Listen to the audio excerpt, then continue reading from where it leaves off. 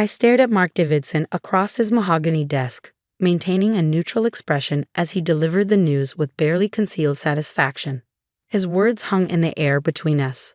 We're restructuring the department, and unfortunately, your position won't exist after next month.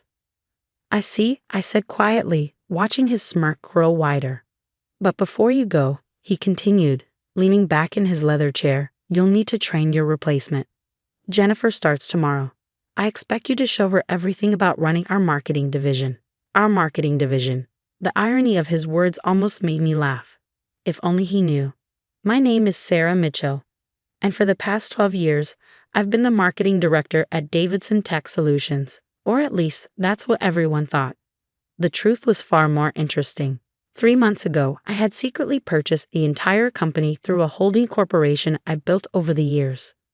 Mark had no idea that the MKS Ventures that now own Davidson Tech was actually named after my initials, Sarah Catherine Mitchell. Of course, I replied, keeping my voice steady. I'll make sure Jennifer learns everything she needs to know. Mark nodded, clearly pleased with my docile response. Good. I knew you'd be professional about this. Too many people get emotional when they're let go. I thought about the stack of documents sitting in my lawyer's office, waiting to be filed tomorrow morning. Yes, emotions can certainly get in the way of business decisions. As I walked back to my office, I couldn't help but reflect on how I got here. 12 years ago, I'd started at Davidson Tech as a junior marketing associate. Back then, the company had been run by Mark's father, Robert Davidson, a brilliant businessman who saw potential in everyone, regardless of their gender or background. Under Robert's leadership, I'd flourished. He'd mentored me, challenged me, helped me grow from an eager rookie into a seasoned professional. When he promoted me to marketing director 7 years ago, he told me something I'd never forget. Sarah, success isn't just about making money. It's about building something that matters. But 3 years ago, Robert had passed away suddenly, leaving the company to his son. Mark had immediately started dismantling everything his father had built. The inclusive culture, the emphasis on innovation, the focus on employee growth. All of it replaced by a toxic environment of favoritism and short-term profit chasing. I watched as talented people were pushed out, replaced by Mark's drinking buddies and golf partners.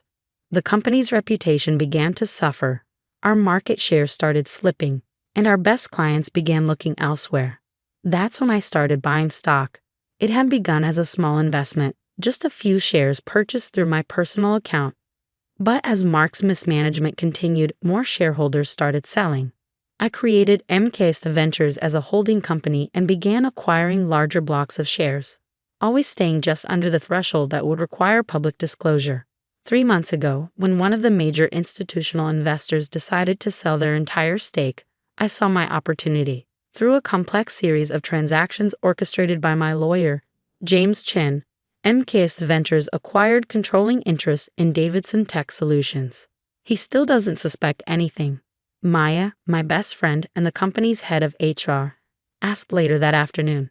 She was one of only 3 people who knew the truth about MKS Ventures. I shook my head, organizing files on my desk. Not a clue. He's too busy congratulating himself on hiring Jennifer away from our biggest competitor. Maya snorted. You mean the competitor that's been losing market share for the past 2 years? The one that's about to be investigated for financial irregularities? The very same. I smiled, thinking about the stack of research I had on both Jennifer and her former employer. Mark thinks he's making a power move. He has no idea what's actually happening. When are you going to tell him? Tomorrow morning. James is filing the paperwork first thing, and then we're calling an emergency board meeting. I paused, looking at the photo on my desk.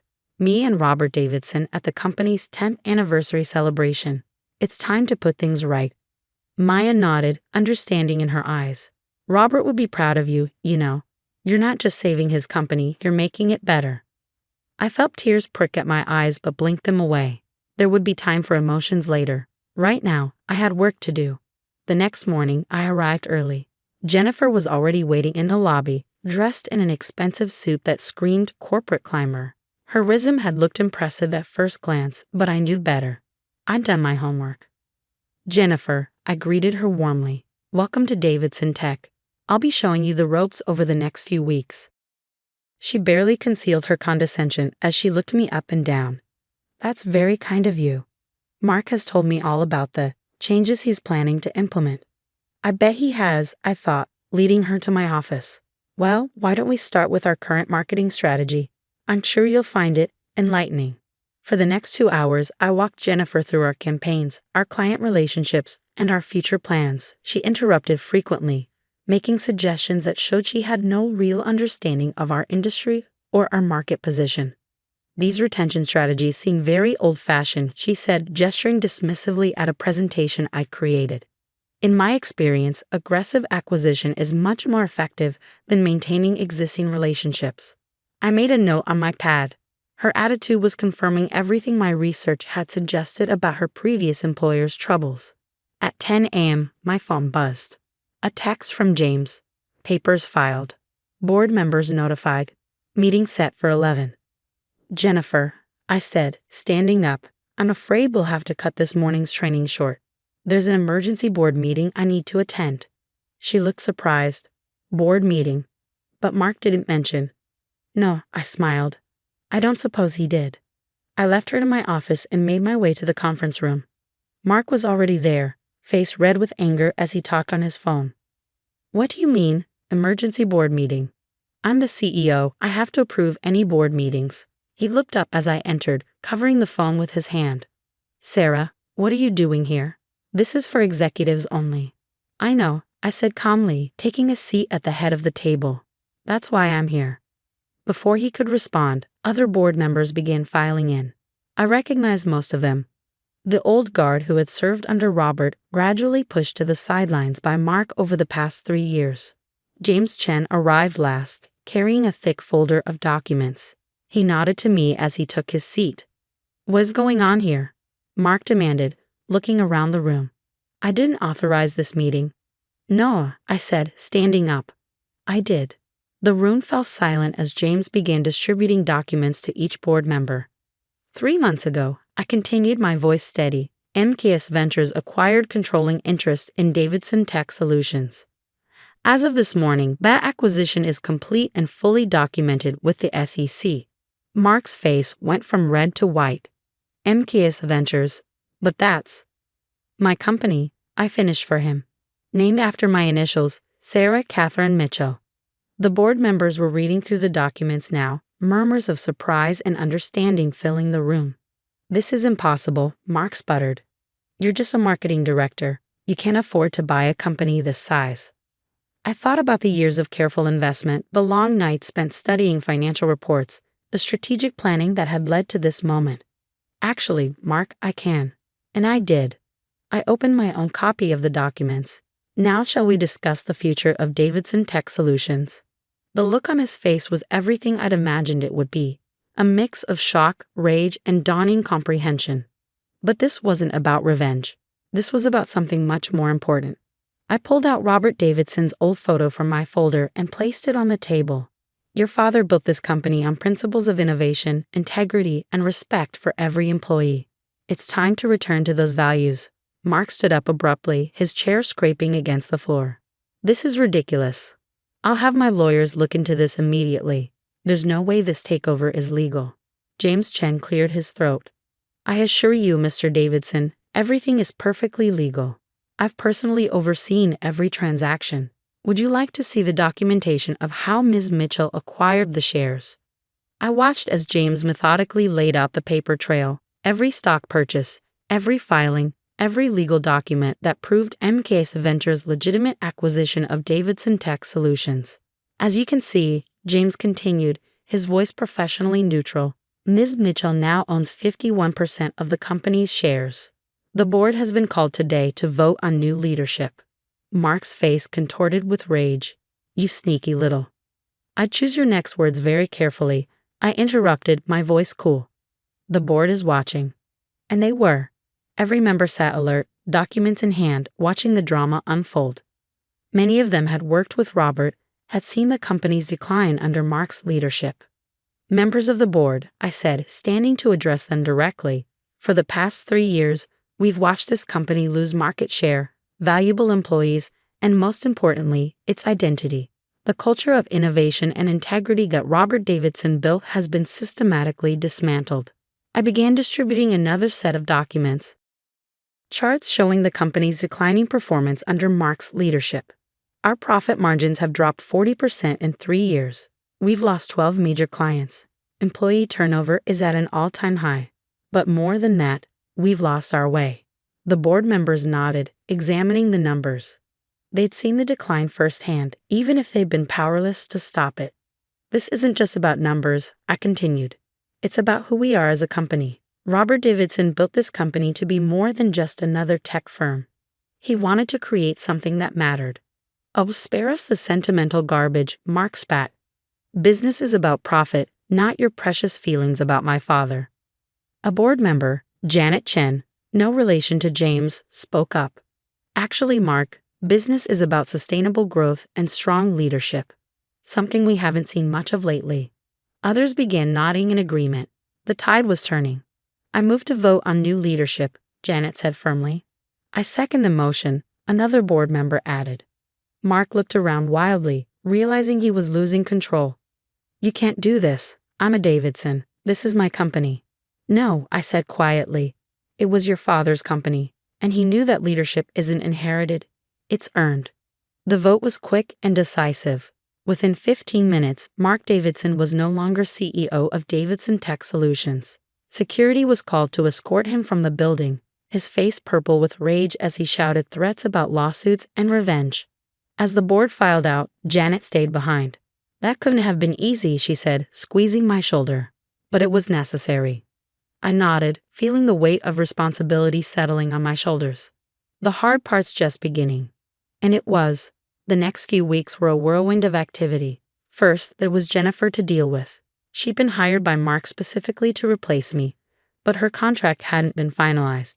After a brief conversation where I outlined my concerns about her previous employer's practices, she decided to pursue other opportunities. Then came the task of rebuilding. Maya and I worked late into the night, reviewing personnel files, identifying talented employees who'd been sidelined under Mark's leadership. Look at this, Maya said one evening, pulling up a file. Thomas Chen in engineering, he's been passed over for promotion 3 times, despite having multiple patents and excellent performance reviews. Let's set up a meeting, I replied. We need people like him in leadership positions. Slowly but surely, we began to reshape the company. I reinstated the mentorship program Robert had started. We revived the innovation lab that Mark had shut down. Most importantly, we started rebuilding the culture that had made Davidson Tech special. A month after the takeover, I sat in what had once been Mark's office, now significantly redecorated, reviewing our progress with Maya. Employee satisfaction scores are up 30%, she reported, and we've had 3 former employees reach out about coming back. I smiled, thinking about the changes we'd made. The office felt different now, more energetic, more alive. People weren't afraid to share ideas or raise concerns. But not everything was smooth sailing. Mark, true to his word, had his lawyers examine every aspect of the takeover. They found nothing irregular, but the scrutiny was stressful. Then there were the industry rumors he tried to spread, suggesting the company was unstable under new leadership. We answered those rumors with results. Within 6 months, we'd not only stabilized our market position but begun to grow again. Innovation, once stifled, flourished. New products were developed, new clients signed. 1 year after the takeover, I stood in front of the entire company at our annual meeting. The auditorium was packed. We'd hired over 100 new employees in the past year. When Robert Davidson founded this company, he had a vision. Not just of creating successful products, but of building something meaningful, a place where innovation and integrity went hand in hand. I paused, looking out at the sea of faces. Some had been there under Robert's leadership, others were new, but all shared the same sense of purpose. For a while, we lost sight of that vision. But today, we're back on track. Our profits are up 45% from last year. Our employee satisfaction is at an all-time high. But more importantly, we're making a difference. I gestured to the screen behind me, showing our latest project. A collaborative effort between our tech team and local schools, helping bring STEM education to underprivileged communities. This is what success looks like, I continued.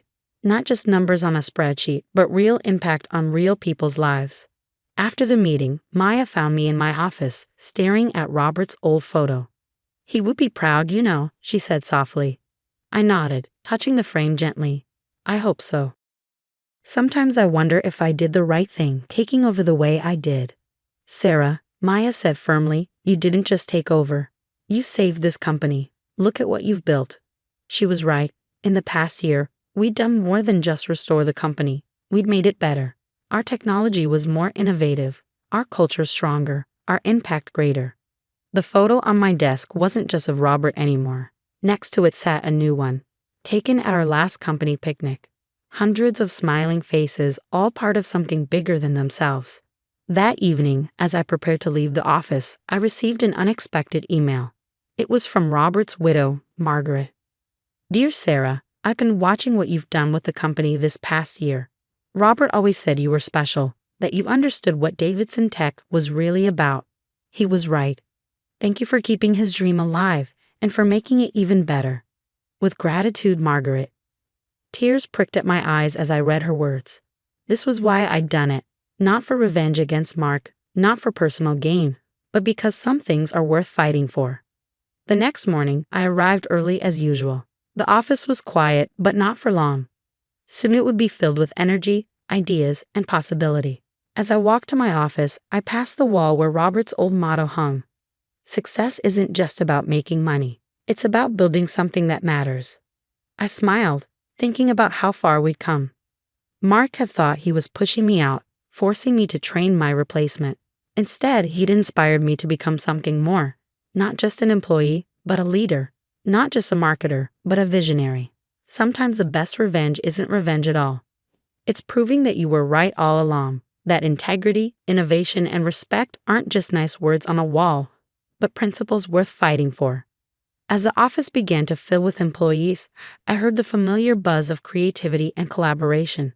This was Robert Davidson's real legacy, not just a successful company, but a place where people could grow, innovate, and make a difference. And now it was my legacy too.